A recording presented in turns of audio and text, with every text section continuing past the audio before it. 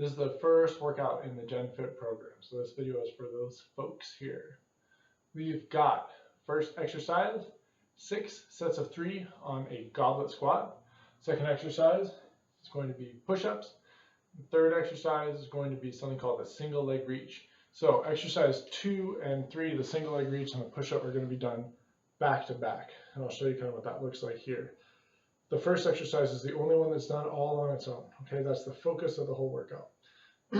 After that, we've got a single arm row, a lat pull down, and a bicep curl. I'll go over the finisher here in a bit. Okay, let's get started.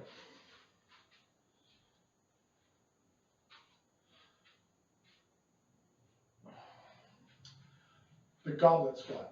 The goblet squat is called the goblet squat only because of the way that you hold your dumbbell. Sorry, this is the only normal shaped dumbbell that I have in my house. So the head of the dumbbell in between your palms like this, the dumbbell held in close all the way to your chest. Past that point, it's just a squat. Okay, so what that means is I want your feet to start just outside of hip width. And I want you to turn your toes out so that you're a little bit duck-footed. It's going to be based on individual preference. Most people, if they just land in their natural stance, are a little bit toed out. I would go slightly more than that. Start there, okay? We can diagnose this over video. Mostly it's going to be what feels right for you, okay? So the range of motion on the squat is as far as you can go with your back straight. So we went over cat-cow in the warm-up. I want you to set yourself up with that shoulders back and your butt out position. And then I want you to go down as far as you can without your lower back rounding. And then back up. Okay, that's one repetition. If your hips still aren't flexible, then the only way you'll get all the way down there is by rounding your back out, okay? At that point, the exercise is pretty much useless to us. So, arch your back. Even if you can only go to here for now with your back straight, then that's what we're going to do. As long as you keep your back straight, the more times you go into the bottom of that squat position, the sooner you'll be able to actually obtain it. This is a tough one to do without a coach there, if you don't know what you're doing. But we can assess squat stuff over video and get you there anyhow. So from the front, what's important here, just like in the warm-up, is that you want to keep your knees out on your way down. Your body's natural inclination is going to be to keep your knees underneath you. Okay? So here we've got everything that's wrong with the squat. We've got knees in, we've got back round, right? Okay? Don't let yourself do it. Chest up, back out. Drive the knees out as you go down, and then back up. Okay? So when we're doing 6 sets of 3 on an exercise like this, I think I made a note in there. You want to pick a weight that's challenging, but you're sure you can get all through all 6 sets with. There's obviously going to be a little bit of guess and check, but definitely don't be afraid of using weight, especially when you're doing 3 repetitions. It's not uncommon to see goblet squats up in the 80, 90, 100-pound range. It's a lot to hold on to. That becomes eventually the limiting factor. When you're first starting out, I would be surprised if you couldn't use at least 20 or 30 pounds. But feel it out, and obviously if it feels not right, then go easy on it, take a video, send the video to me, and we can diagnose what's going on with the movement pattern, okay? But if you kind of already know how to squat, just because it's a dumbbell doesn't mean that it has to be easy, okay? The next 2 exercises. We have got a push-up and a single leg reach. Obviously, we all know what a push-up looks like, right? So, we want the forearms vertical to the ground in the bottom position. And in fact, I want all your push-ups to start from a complete rest in the bottom position. So, high centered on the ground. I know it's going to feel weird. This is going to let us line our hands up properly. If you're not proficient with them, you will not lower yourself down into the proper position, and you will not build the ability to do a push-up at all, from what I've found with people. So right around the So you're right around chest height. When you start to take a line, draw with your arms until you can look out and see your arms are fairly vertical with the ground. I want you to get your butt up off the ground a little bit and push up, okay? When you're doing push-ups, I don't actually want a perfect plank position. Because in a perfect-ish plank position, your lower body's gonna hit before your upper body does. What I want is the butt up a little bit so that you can get a full range of motion with the shoulders, okay? So ego is going to come into this one just a little bit because everybody wants to be able to do a push-up, but it's not a big deal, and 90% of the people that I train cannot do a proper push-up when they first come in. Even if they think they can do 20, they really can't do any. And here's the reason why. They've done push-ups like this forever, and that's as far as they go. And they're thinking about lowering their face down in between their hands instead of their chest. So what do we do if we cannot do that?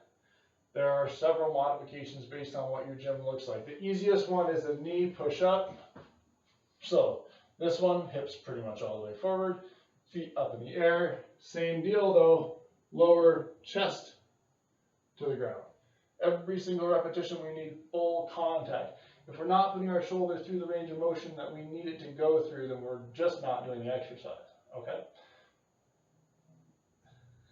This, not a push-up. We've got to lead with the chest, keep the weight forward, and when you're coming up, you're going to be pushing straight into the ground, not back towards your legs. That being said, I absolutely hate the knee push-up, and if you can at all find anything other than that to do, if there's any raised surface in your gym, you should be able to find something. My favorite, without a complicated setup, would be to take a squat rack or a Smith machine, which is just like a squat rack, but the bar is sort of set in there. You might have seen them. You turn it to adjust it up and down, and it goes onto hooks. Essentially, it looks the same as a squat rack. Those work really well because they're easily adjustable. So you find one of those. If it's a squat rack that they have, then you put a barbell in it. You adjust it to some sort of height. You grab the bar like this. You get up in your push-up position, and you do the exact same thing. This might even be a little bit easier to learn because you can literally aim for your chest. And since it's such a small surface area that you're going for, your whole body's not hitting the ground. It's just that one part. So that's a really good way to ease into it. What I would have you do is mark somewhere in the notes, if you're using like a Smith machine that has markings on the levels, and see where you're at,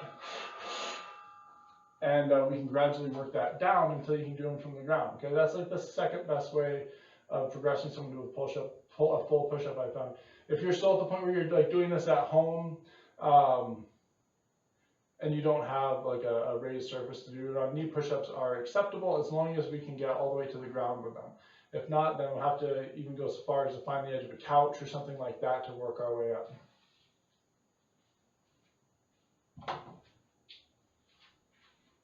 The third exercise is called the single leg reach, okay? So on this one, our arms are straight back. Our thumbs are rotated backwards. So our thumbs are facing the wall behind us. You get on one leg, drive the arms back, rotate the body forward, and then stand up. What this process of keeping the arms back does is it forces you to keep your back flat. So you may not be able to go very far in the beginning, and you may fall over a few times in the beginning, but that's okay. It's part of the exercise.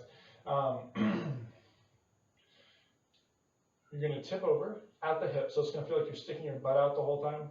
And as you do that, you'll at some point feel a stretch in your hamstrings, and at that point, you reverse directions. Any further range of motion that you get, once your hamstrings are already under stretch, is pretty much just going to come by you letting your back go and reaching forward with your upper body.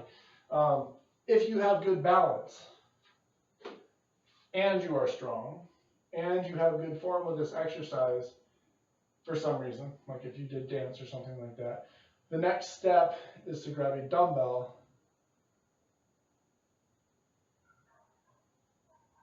and do the same thing. I'm super happy I didn't just fall over showing you that. There was a good chance of it.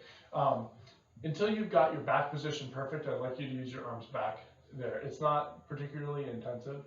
but they actually do end up making people pretty sore. Where you should feel it is in the back of your legs and possibly a little bit in your back, okay? So the way this works, you do all 6 sets of the first exercise, and then you go through 5 rounds of 5 push-ups, 5 single leg reaches on each leg. 5 push-ups, 5 reaches, 5 push-ups, 5 reaches. If you're tired to the point where you're like unable to do a proper push-up when you could at the beginning of the circuit, then you need a little bit more rest. This is not cardio, okay? It's okay to get your heart rate up, but not to the point where it starts interfering with the exercises. Okay, last 3, a little bit of endurance work here. We've got a single arm bent or a single arm bent over row, or a dumbbell row, a lat pull down, and a bicep curl. Single arm dumbbell row. Find a surface. A bench works great for this. There should be benches in the gym. You're going to stagger your stance. It means bend your first leg like you're sort of doing a lunge. Lock that back leg out and get it pretty far back. That facilitates us keeping our back nice and straight, okay? Because we want a nice arched back just like we're squatting. 1 dumbbell, 1 arm, row straight up. Okay? Just like that. No rest, straight to the other arm. 15 repetitions on each arm. You're going to find the starting weight for this, but when the repetitions are so high, probably somewhere in the 15 to 20 pound range. But I'm going to discuss in the little intro to GenFit programming stuff how to sort of assess and pick weights for yourself. Anyway, dumbbell row, lat pull down. You're obviously not going to have this crazy circus act here. You're going to have access to an actual lat pull down machine. But you'll have a handle just like this, hopefully somewhere on the rack, and this is the one that I do want you to use. You're going to be sitting in a chair instead of sitting on the floor.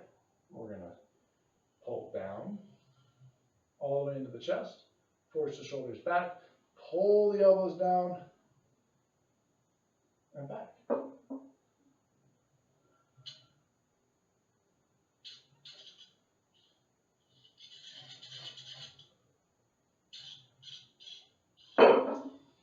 I'd love to give you a recommendation of starting weight for that one, but every machine is going to be so different that it wouldn't even make sense.